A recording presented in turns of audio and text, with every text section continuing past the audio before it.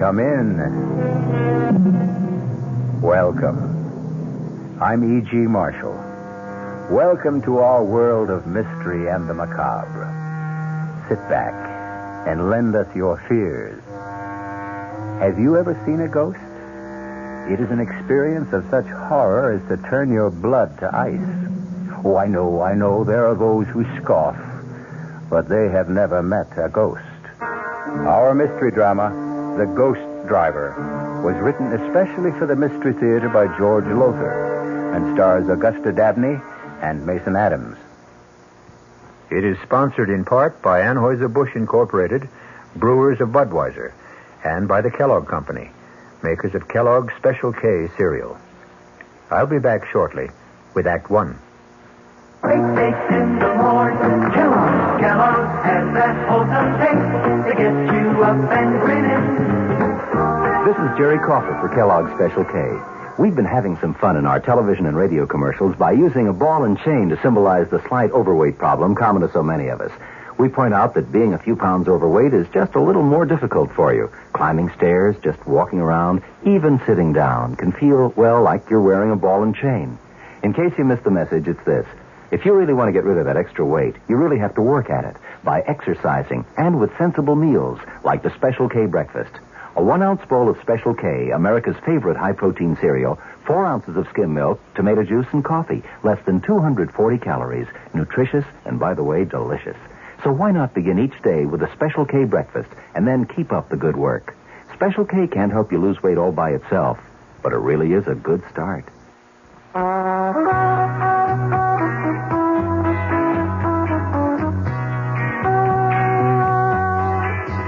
No matter what you're saving for, that's what Suburban Savings for Suburban.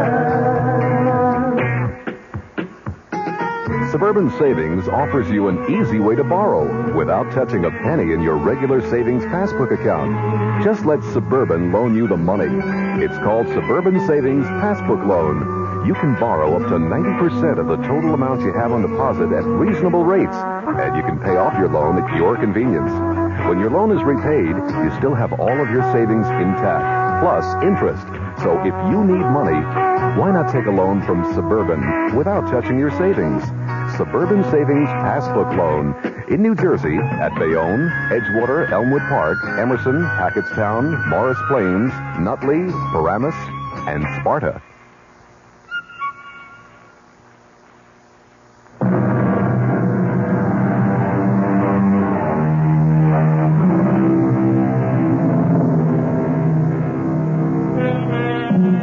Do ghosts exist? Mel Stout doesn't think so. But his wife, Liz, feels differently. If it had been up to Liz, they'd never have bought Gormley Lodge on top of Manitou Mountain in Colorado. Why? Because according to local legend, the former owners, the Putnams, had been sent crashing to their death by a ghost driver who came at them head on. Now, in the living room of the lodge... Liz, I've had it up to here with that brother of yours. now, I mean, he Mel. promised to help finish painting his living room before the Duncans arrived tonight, and where is he? Mel, I'll tell you where he is. He is out on the slope skiing, enjoying himself as usual. Well, do you just be reasonable now. If we didn't have Rory, where would we get a ski instructor, I'd like to know? We certainly can't afford to hire one, any more than we could afford to have this place painted. Oh, I'm sorry. It's just that I've got so darn much on my mind. Liz, I just hope that I haven't made the mistake of my life and yours. We'll make a go of the lodge. We're off to a pretty good start. The Duncans arrive tonight, and they're booked for a full week. And the Todds and the Morgans arrive next week. Yeah, and after that? Well, darling, our newspaper ads ought to get us more customers. Just ask yourself, darling, what would you rather be doing now? Painting the living room of your own ski lodge with paying guests arriving tonight? Or slaving away at your old accounting job in Aspen? Well, at least that brought a check in every week. Oh, Mel, you've wanted to be your own boss for years. And so we bought this old mansion on top of Manitou Mountain to start our own ski lodge. The old Gormley Mansion. And we're going to keep at it until we make a success of it. Liz, you're marvelous. Oh, there's somebody at the front door. I'll get it. Oh. Oh, Mrs. Gormley. Come to pay you a visit, Miss Stout. My first formal visit. Well, that's very good of you, Mrs. Gormley. Well, won't you come in? All right, Jason, you heard the lady. Wheel me in. Yes, Mother. You know my son, Jason. You've met? Yes, briefly. Mel, the Gormleys have come to pay a visit. I see you, Mrs. Gormley. Jason. Hope you don't mind if I finish this painting. Oh, go right ahead. I'd give you a hand, old as I am, but my arthritis keeps me in this wheelchair. Jason, why don't No, thanks. I couldn't think of asking a fine arts painter to do... Fine art. You hear that, Jason? Mr. Stout complimented you, called the mountain scenes you paint fine art. Well, they are. Why, I saw some of them in the ski shop in town. They're very good. Do you sell many? A few. Oh, just enough to cover the cost of the paint and canvas.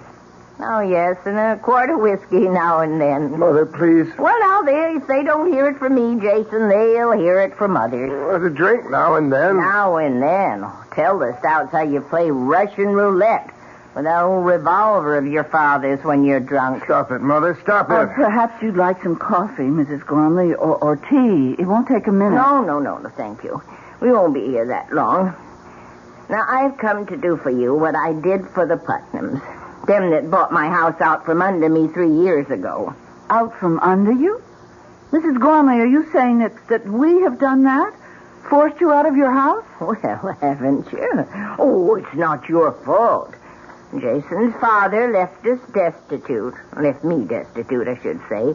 With a son too lazy to support his old mother.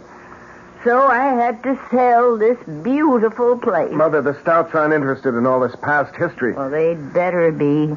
If they value their lives. Value our lives? Well, Mr. Halliday didn't tell you, of course. Tell us what? About how the Putnams met their death. Why, yes. The real estate man told us about the accident. That was no accident. No more than my husband's death was an accident. He died in the same way? His car crashed off the bridge into the gorge? Right. 800 feet down into the gorge, to the rocks 800 feet below. But no accident. Suicide. The Putnams didn't commit suicide. Not them.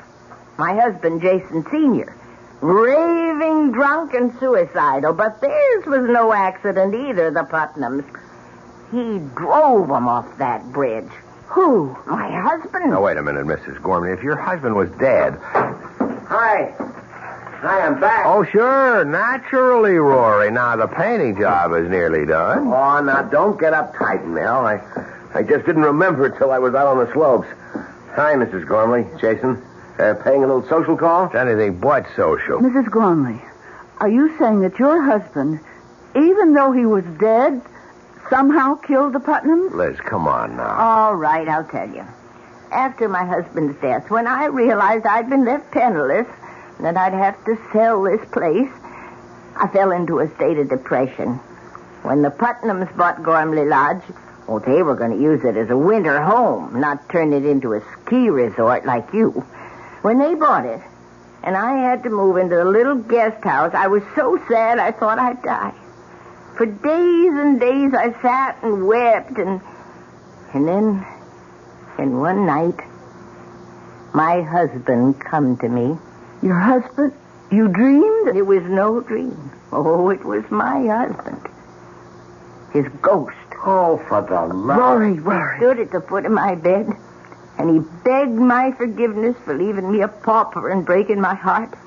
And he said, Jessica, I promise you'll live in Gormley House again. And then he vanished. The very next night, the Putnams crashed through the bridge over Gormley Gorge. Well, accidents do happen. It was no accident. Now, the real estate man didn't tell you the whole story. Mrs. Putnam lived long enough to tell just what had happened. Well, you can ask the sheriff. The Putnams didn't go off the bridge by accident. They were driven off it. Forced to swerve off it by an oncoming car. A car driven by a skeleton. Good heavens. That's what I wanted to tell you. And now you know. Good day. Well, what kind of a put-on is this? She's trying to scare us out of here. I'm trying to save your lives. You're trying to get back into this house. That's what you're doing. Just the way you moved back after the Putnams got killed and lived here a full 3 years until now. Rory, have some respect for the... Respect? No way. She may be old, but she's as shrewd as they come. She frightens you off, then moves back in again and stays until some other sucker comes I along. warn you. Just let us know when your husband's ghost shows up again. It did. What? Last night. Oh, man, this is the neatest ripoff I've Shut ever... up, Rory. Will you... Your husband's ghost? Last night? Yes. And he used the same words. Jessica, I promise you'll live in Gormley Lodge again. Oh, I beg you, listen to me. The Putnams wouldn't and went to their death. Oh, Mrs. Gormley, you're really out of sight. You know... You, so smart. You're so sure of yourself. You think he isn't watching and listening, my husband? Do you think he doesn't know how you insulted me? And you think he'll not repay you? Oh, yes. If people are to die this time, too, you will be the first. Now, be warned. Jason, wheel me back. Be warned.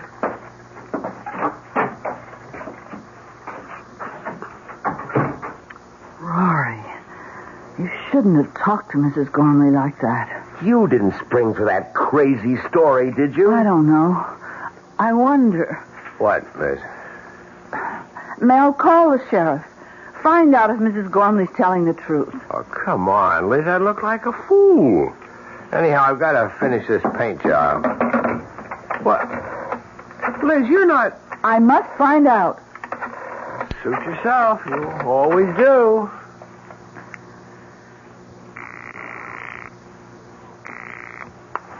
Sheriff Harper speaking. Oh, Sheriff, this is Elizabeth Stout calling. We're the new owners of Gormley House. Oh, yes. What can I do for you, Mrs. Stout? Well, we just had a visit from Mrs. Gormley. Oh? What do you mean, oh? Oh, nothing, Mrs. Stout, only she can be a little hard to take, getting on in years. Yes, well, what I wanted to ask you... Of course, you remember the accident to the Putnams 3 years ago, crashing off the bridge over Gormley Gorge. Yes, I remember. Well, according to Mrs. Gormley, Mrs. Putnam lived long enough to tell you what had caused the accident. Is that so?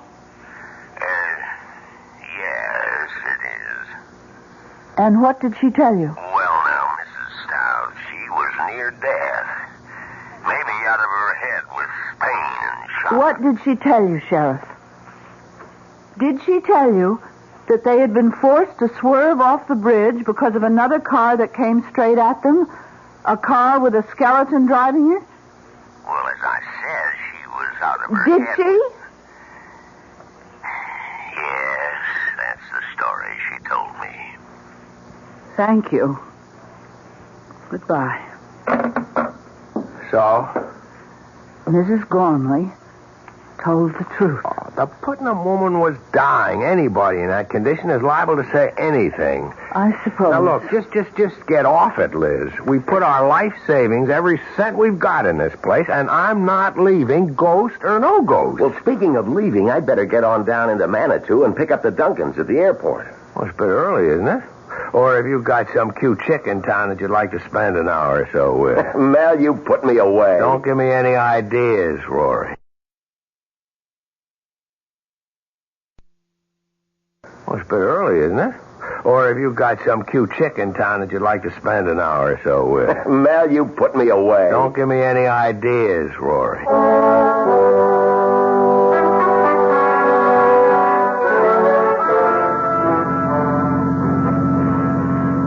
This is some road, Rory. You drive it often? In the dark, I mean? A few times, Mr. Duncan. Well, it's frightfully steep and curvy. Now, don't push the panic button, Mrs. Duncan. I'll get you to the top of Manitou Mountain safe enough. You'll be enjoying a hot toddy in front of the fireplace at Gormley Lodge before you know it. Maybe you better slow down a little. Ah, it's okay. That was just a patch of loose shale. You much of a skier, Mr. Duncan? Oh, I do okay. My wife will need some lessons, though. I take it Gormley Lodge has a pro. Oh, the best. Me? Well, fine. Say, this road is steep and curvy. Must be pretty spectacular. Views, I mean, in the daytime. It's spectacular enough right now, what I can see in the headlights. We've got some views, all right. Here's one. It's real cool. From the bridge over Gormley Gorge. Steep? 800 feet straight down. Yeah, it's too bad there isn't a moon tonight. I'd stop on the bridge and let you have a look. What's that sound? We're crossing the bridge now. A wooden bridge over Gormley Gorge. About 500 feet across. Hey, what's it? Lights of a car. Coming fast. That damn fool is coming straight at us. Get over! A skeleton driving that car. Hey, we're going off the bridge!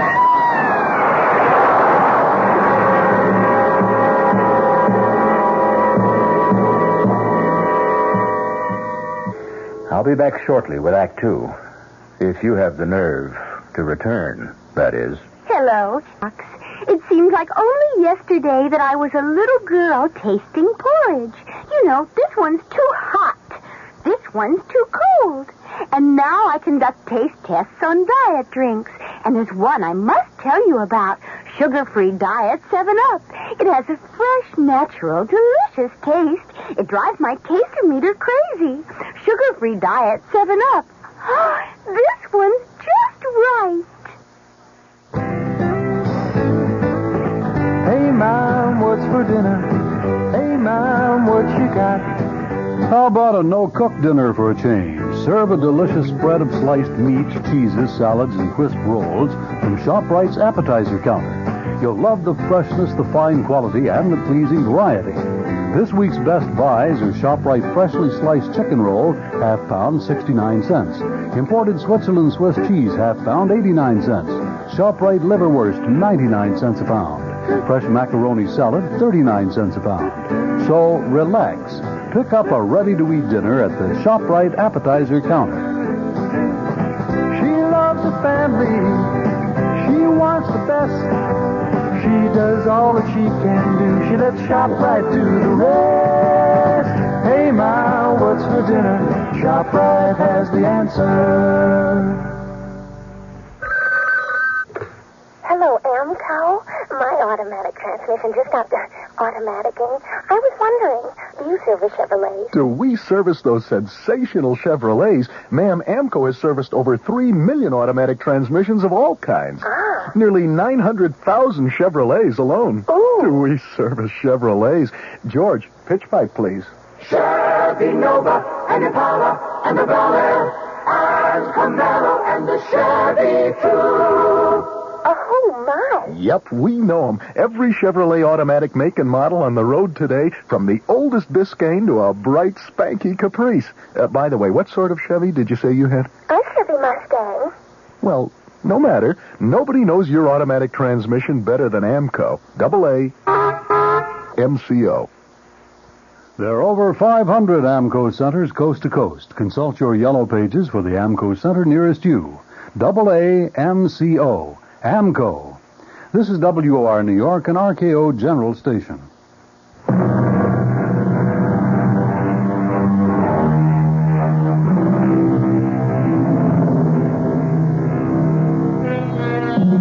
Terror, unless you have experienced it, is only a word.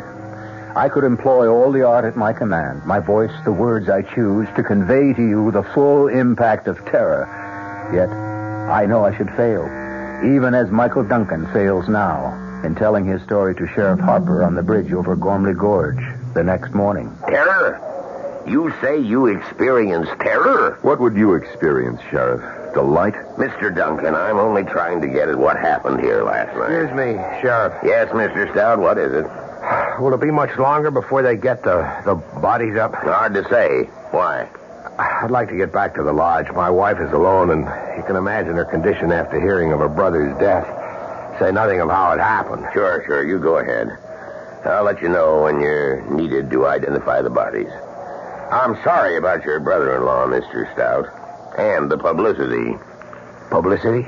And this is the second time the ghost driver has struck. Ghost driver? And the news has got out.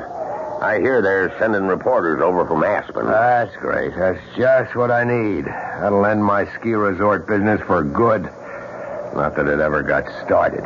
Wait a few minutes and I'll ride back up with you. Nothing I can do either till they recover Jill's body. Oh, yes, there is, Mr. Duncan. You can give me a full account. Now, look, Sheriff, I've told you all I know. We were driving across this bridge when we saw this other car coming straight at us. Stout's brother-in-law was driving. He swerved to avoid the oncoming car and went through the guardrail. In the split second between swerving and going through the rail, I leapt clear and saved myself. I wish I could say the same for that boy and Jill, my wife. About the skeleton at the wheel of the other car. Why do you keep harping on that? Because it's something to harp on. If you saw a skeleton driving that car... I didn't. You said... I know what I said, but I've got to be wrong. I couldn't have seen what I thought I did. Why not? Because I don't believe in skeletons driving cars. I don't believe in ghosts. Now, take it easy, Mr. Duncan. All I'm after is a complete report. The facts. All you're after is the publicity you're going to get out of this. Put you on the map, won't it, Sheriff? Why, you might even get a job in one of the big Colorado ski resorts like Aspen or Vail. That'll be enough, Mr. Duncan. You can go. I'll phone the lodge when I need you.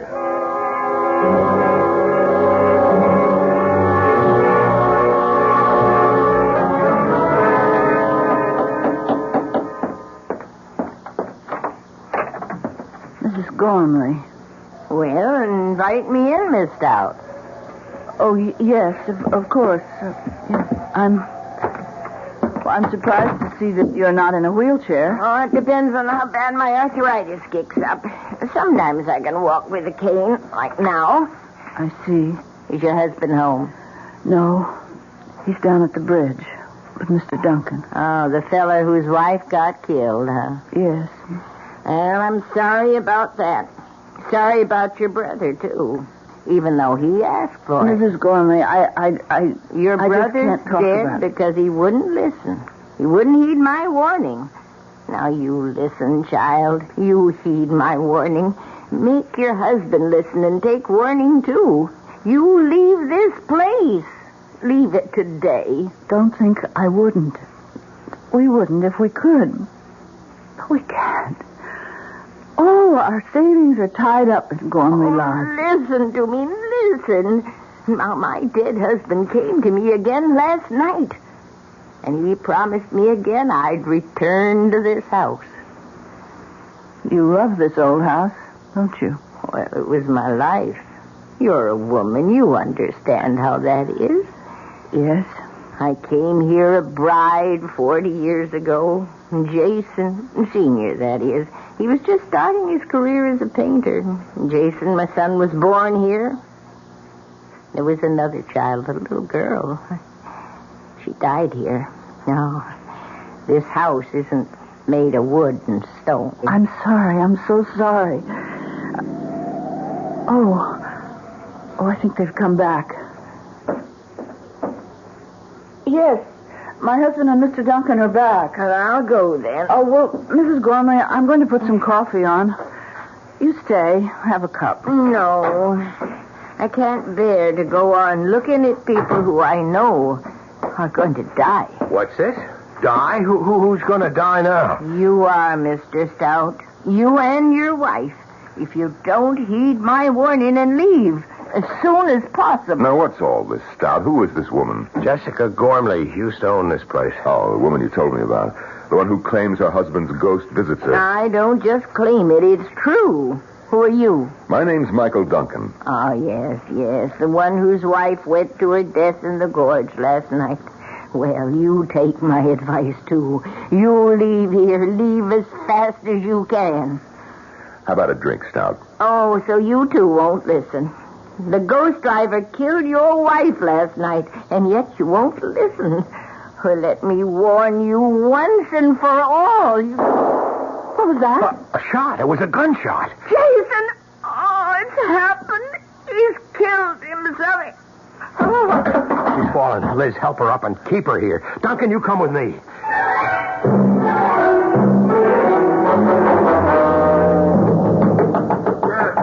You're coming. Yeah, Mr. Stout, what do you want? Oh, you're okay, Jason. We heard a gunshot. What of it? Well, we've heard of you and your little games like Russian roulette, and we thought that you... I'd shot myself? No such luck. Come in if you want to. Oh, The gunshot we heard. I fired it. Deliberately. You fired that shot deliberately? You ask a lot of questions for someone I haven't even met. This Mike Duncan, he and his wife are to be my first guests. It was his wife who got killed last night. Oh. I'm sorry. How did you escape? Flung myself from the car just before it went through the guardrail. Well, you better keep an eye out for the old man's ghost. He'll be after you. Mr. Gormley, I don't believe in ghosts. Now, why did you fire that revolver? What business is it? All right. I'll tell you. You'll think it's nutty. I'm sure. I've been playing Russian roulette with this gun for years. Ever since my father died. And I always win. Or lose, depending on how you look at it. And how do you look at it, Jason? I give it to you straight, Mr. Stout. I want to lose. For years now, I've picked up the gun like this. Oh, no, not every day. Maybe once a week. Once every other week. Whenever the mood comes on me. And I put it to my temple. Like this. Wait a minute. Don't worry. Gun's empty. I haven't put in a fresh bullet yet. You see, the reason I deliberately fired that bullet I had in this gun was to find out if the thing was a dud. It wasn't. Too bad. May I shake your hand, Mr. Duncan? You're the first man I've ever met who says what he thinks. You want to kill yourself? Go ahead. I like you. You do speak your mind. And now, gentlemen, if you'll excuse me, I've got to get back to this painting of mine. By the way, what do you think of it? Pretty lurid, isn't it? That's just the right word for it, Mr. Stout. See? There's the car swerving and crashing through the bridge. The oncoming ghost car with the skeleton at the wheel. All in flaming color. I knock out one an hour. I slap a frame on it and I sell it in Manitou for $20. So excuse me, will you? Business is going to pick up, thanks to last night. And I want to be ready to supply the demand.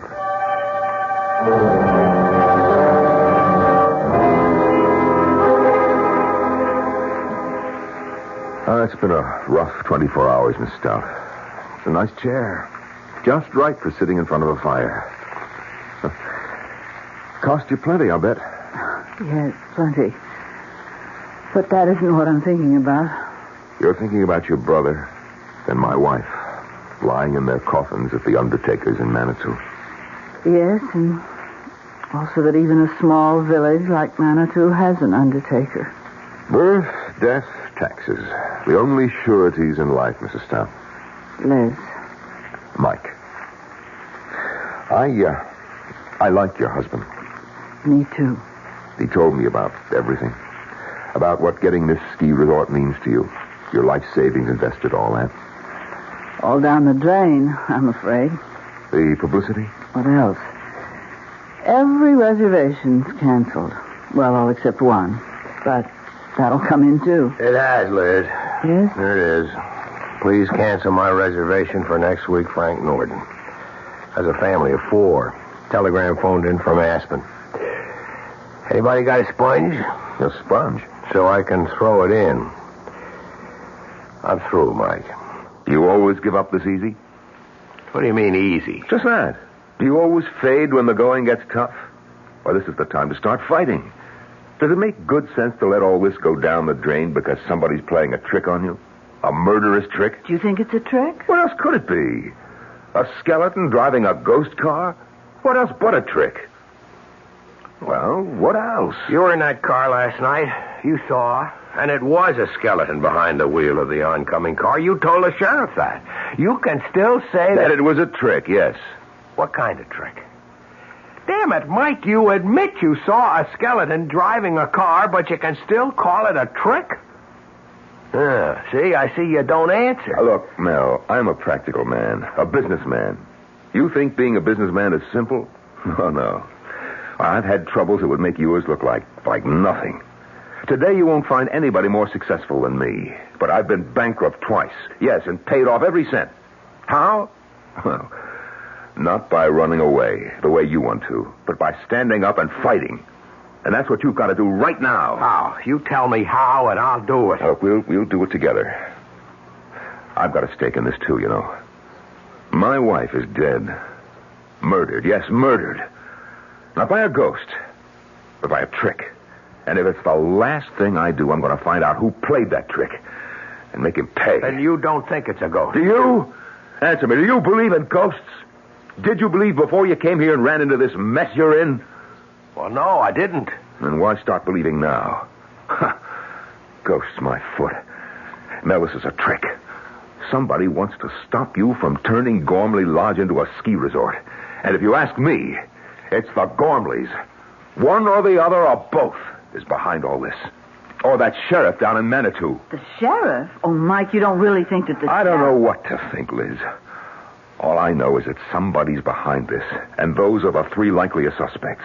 Now, look, I'm no Sherlock Holmes, but I've got a brain, and I've got guts, and well, my wife is dead, my Jill. Well, I'm just going to find out who killed her, that's all. The tougher they are. You like a drink, Mike? No, thanks. I'll be okay. Especially when I nail that murderer. What have you got in mind? Well, it'll be dark in about an hour. We take the car, Mel, you and me. We take the car, and we drive up and down that road, all night if necessary, to meet up with this so-called ghost driver. And when and if we meet up with him... Yes? If and when you meet up with him, what? We don't turn aside. We don't swerve out of his path and off the bridge. We drive straight at him and keep driving at him. If he's a ghost in a ghost car, we'll drive through him. And if he isn't? If he isn't? Well, if he isn't, it'll be one hell of a crash.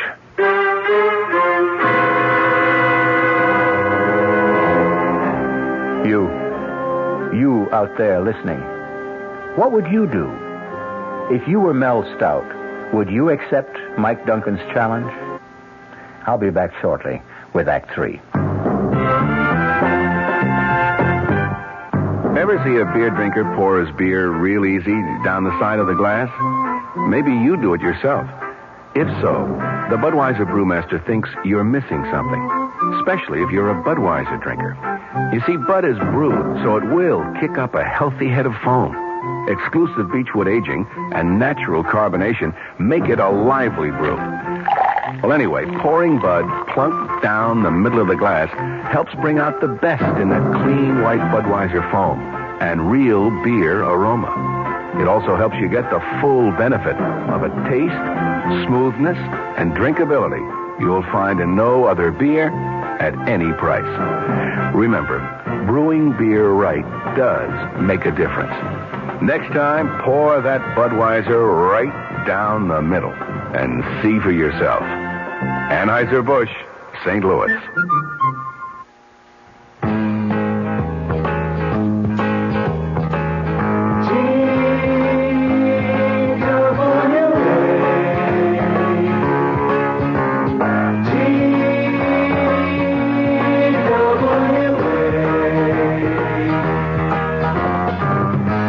Thought you couldn't afford to fly to California this summer, TWA has some good news for you. You can. Thanks to TWA's demand schedule service, you can fly to California for only $125. Just make your reservations 90 days before you want to go and put down a $20 deposit for each way. For all the details, call your travel agent. TWA's demand schedule service. Now you can afford to fly to California.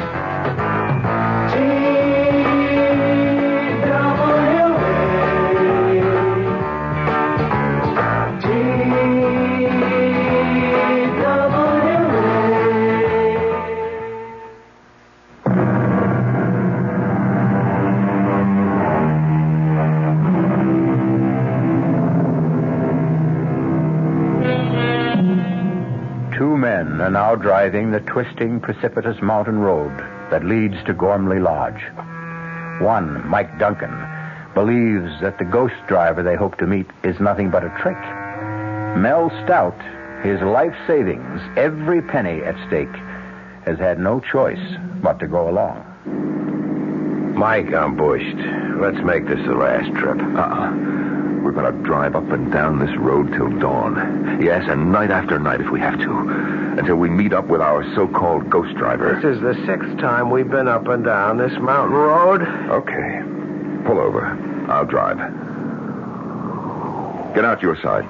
I'll slip behind the wheel. Yeah. Hey, there's a car coming up behind us. Red light flash. That must be the sheriff. There's the sheriff, all right. And Mr. Stout. Oh, and you, Mr. Duncan. What are you doing here, Sheriff? Well, that's what I want to ask you. I got a report from Mountain View House across the valley there that they were seeing headlights going up and down this road. Guess I don't have to tell you everybody around here's on edge after what happened last night. Now, what are you up to? We're not up to anything, Sheriff. We're driving this road in hopes of meeting up with whoever or whatever killed my wife and Mr. Stout's brother-in-law. Get yourselves killed in the bargain? Oh, no. You drive on up to Gormley Lodge, and when you get there, stay there. You make that sound like an order, Sheriff. That's what it is, Mr. Stout. Well, I guess we better do like he says, Mike. I don't think so. Oh, you don't? No, I don't. This is a public road. We've got a right to be on it. Unless we're doing something that breaks the law, and we're not. You're a kind of troublemaker, Mr. Duncan, aren't you? Sheriff, I never go looking for trouble, but I know how to handle it when it comes my way. Now, either you arrest us for breaking some law or other, in which case you'd better be prepared to back it up, or I'll sue the town of Manitou and you for false arrest, or get off our backs. I'm not on your backs. I'm trying to save your lives. Take my advice. Advice, huh? I thought it was an order. All right, wise guy. Have it your way. Go ahead and get killed and be damned to you. Let's go, Mel. You can sure sound tough, Mike. No small-town sheriff pushes me around. Well, he's only trying to do his job. Maybe. And maybe not. What do you mean? I don't know. But that's what we're going to find out. Tonight, tomorrow night, or whenever. Now, there's the bridge ahead. Yeah, maybe you better slow down. No. If it's a ghost, we'll go through it. If it isn't... Mike, headlights coming toward us. Now, look, don't lose your nerve. Coming closer. We're going to crash if you don't... Mike! Driving that car, it's Rory! Your brother-in-law, my God!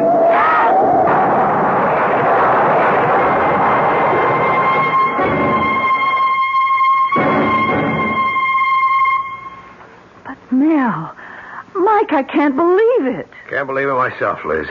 Not only what we saw, but getting out of it with our lives. The fates were with us, Mel. I lost my nerve. I have to admit that. I just couldn't keep driving straight at that awful thing coming toward us. I couldn't help myself.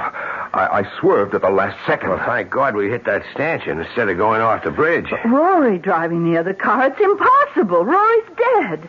We're burying him tomorrow. Rory's dead, that's for sure. But it was Rory driving that car, that's for sure, too. Then ghosts do exist? Mel? Yes, huh? After the funeral tomorrow, let's get out of here. Let's go away from this place as fast as we can. And go where? Oh, back to Aspen, of course. Liz, we're broke. We haven't enough dough left for a motel room. Where would we stay? How would we live? Mel, I didn't know things were that bad for you. Putting this place back in shape cost me just about every penny I had. Well, look, would a loan help? You'd be willing to... Well, sure. I like you two, and, well, the way things turned out, we've gotten to know each other real fast. Practically friends. So, well, if you can use a loan... That's generous of you, Mike. It is generous of you, Mike, and I appreciate it, but... No, thanks. What'll you do? Do what you said I ought to do. Fight this thing.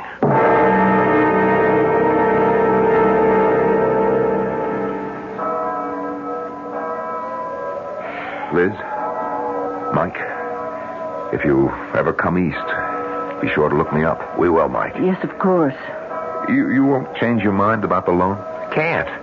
Would only be putting off what's bound to happen. Unless Unless what? Unless I can find the answer to what goes on here. There's something bothering me, something I feel that I saw somewhere but didn't pay much attention to at the time. Well, what about it, this something? It's just something that's bothering me is all. Something that just could give me the answer to all of this. Well, good luck. You deserve it.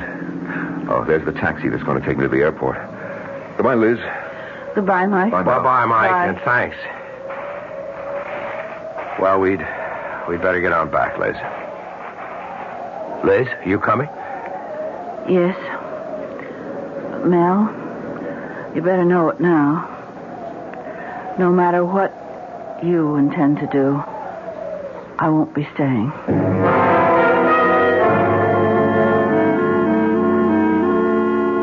Mel, we've got to face the facts.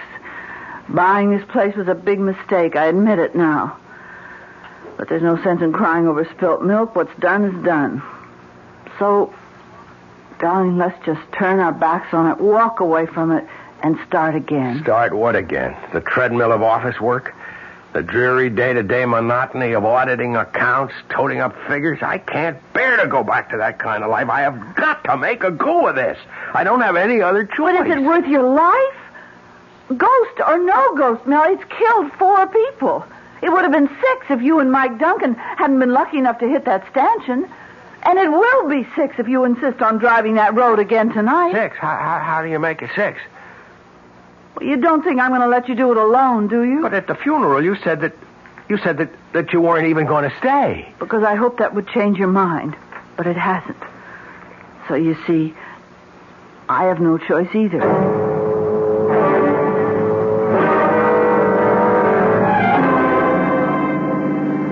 It's just like last night with Mike. From the top of the mountain down to Manitou, then back up again and again, and no sign of him. But he did show, finally. And Mike lost his nerve, swerved aside at the last second. Let's hope I don't lose mine. Will it matter? What do you mean? Well, if you lose your nerve, we'll go off the bridge. If you don't, and the ghost car isn't a ghost car, we'll be killed in a crash. If there is a crash, but there won't be. You seem awfully sure of that. I am. Remember at the cemetery I told Mike there was something I had seen but hadn't paid any attention to? Yes. And that if I could only remember what it was, I'd have the answer to all of this? Yes. Well, it's come to me. Driving up and down the mountain tonight, it suddenly came to me. See, it wasn't something I'd seen. It was something I'd heard and paid no attention to. Something I knew but didn't realize what it meant. And if I'm right, Liz, if I'm right... What is it? What did you remember? We're on the bridge now. Let me concentrate on driving. Mel? Mel! Mel, there it is, the ghost car. It's coming straight for us. Yes. And behind the wheel, driving it, it's Rory! Oh, my God, it's Rory! Oh, we buried Rory. But it's his ghost, Mel! Get your hands off the wheel. Don't try to turn the wheel. We're going to crash! Mel! Mel!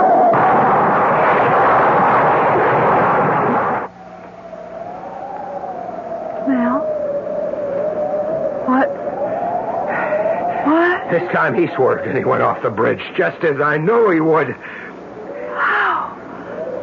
How did you know? Later, Liz. Right now, we better get up to the lodge and phone the sheriff.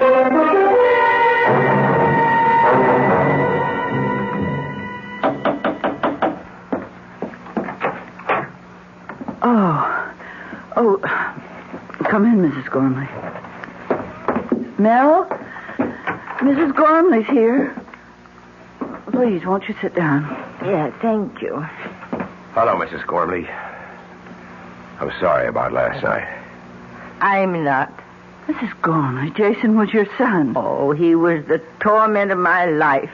Every day I lived. Of course, I'm sorry he's dead, but I can only be glad it's over for me. Did you know that your son was the ghost driver? I suspected, but I was never sure. You see, it was Jason who wanted to go on living here in this house far more than I did. Oh, you can understand. He was born here. He grew up here. Started his painting career here in a fine, big studio upstairs. Tragic. Just tragic. Even more tragic if it hadn't been for you. How did you come to know? What made you realize that my son was the ghost driver? A gunshot. A gunshot? The shot he fired to see whether the bullet he used for playing Russian roulette was live or not. Well, I don't follow you. You see, something kept bugging me, Mrs. Gormley, but I couldn't nail it down because I kept thinking it was something that I'd seen. But then suddenly I realized it wasn't something I'd seen, but something I'd heard. That gunshot. I still don't know. It got me to thinking about Jason playing Russian roulette, playing with life and death. And that got me to thinking a step further. Sure, Russian roulette. Only a fool or a would-be suicide would play it. But the fact remains that the odds are in his favor. Every time Jason spun the barrel of that gun and pulled the trigger, the chances were 5-1 against firing the bullet. Oh, but what was the connection between that and the ghost driver? Driving a car straight at another car is just another form of Russian roulette. Ah, yes, I see. Well, Sheriff Harper came to see me, and he said Jason was wearing a mask, a papier-mâché mask of your brother's face. Yes, and it wasn't a very good likeness of my brother, but it didn't have to be. It looked enough like him to fool you when you saw it under those awful conditions. The night and the headlights and the car coming straight at you. Fear did the rest. There must be another mask, the skeleton face. Oh, there is. We searched the studio and we found it, Sheriff Harper and me. Yeah, well, it's all over. Jason's at peace at last. God knows I soon shall be. Well, good day. Funny, though. What, Mrs. Gormley? Well, we've searched and we've searched, but we couldn't find a mask of my husband's face. What made you think there was one? Well, you see, when I heard about the masks, I thought it must have been Jason who came and stood at the foot of my bed. Not my husband's ghost. But if it wasn't Jason, who was it? What was it?